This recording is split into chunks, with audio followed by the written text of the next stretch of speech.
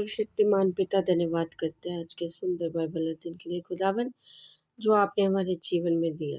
खुदावन हर एक को बड़ी बरकत दे, आशीष कर पिता, यीशु नाम से मांगते हैं, आमीन।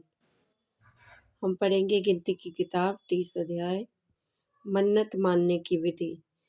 फिर मूसा ने इस्राएली गोत्रों के मुख्य मुख्य पुरुषों से कहा, यहोवा ने ये आज्ञा दी है, जब कोई पुरुष यहोवा की मन्नत माने या अपने आप को वाचा से बांधने के लिए शपथ खाए, तो वह अपना वचन ना टाले।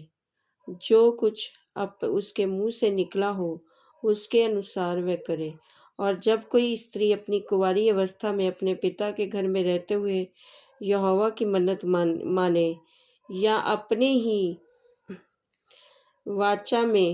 अपने को वाचा में बांधे, तो यदि उसका पिता उसकी मन्नत या उसका ये वचन सुनकर जिसने उसने अपने आप को बांधा हो उससे कुछ न कहे, तब तो उसकी सब मन्नतें स्थिर बनी रहें और कोई बंधन क्यों ना हो जिससे उसने अपने आप को बांधा हो वह भी स्थिर रहे।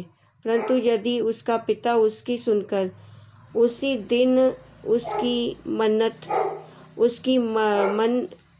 मन्नत मना करे, तो उसको मन्नतें या और प्रकार के बंधन जिनमें उसने अपने आप को बांधा हो उसमें से एक भी स्थिर न रहे।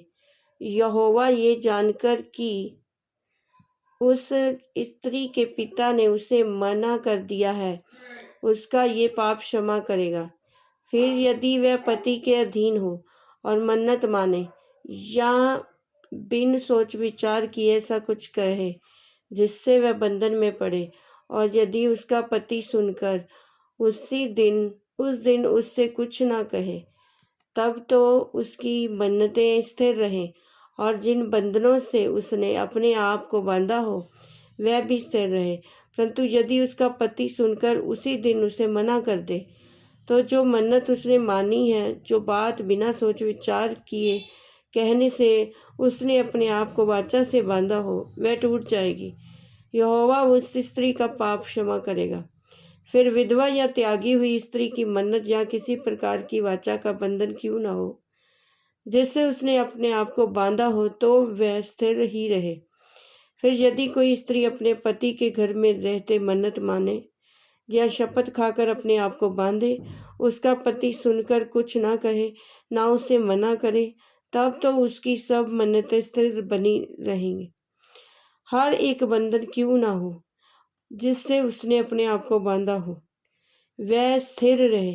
परंतु यदि उसका पति उसकी मन्नत आदि सुनकर उसी दिन पूरी रीति से तोड़ दे, तो उसकी मन्नतें आदि जो कुछ उसके मुंह से अपने बंधन के विषय में निकला हो उसमें से एक बात भी स्थिर ना रहे। उसके पति ने सब तोड़ दिया है, इसलिए यहोवा उस स्त्री का पाप क्षमा करेगा।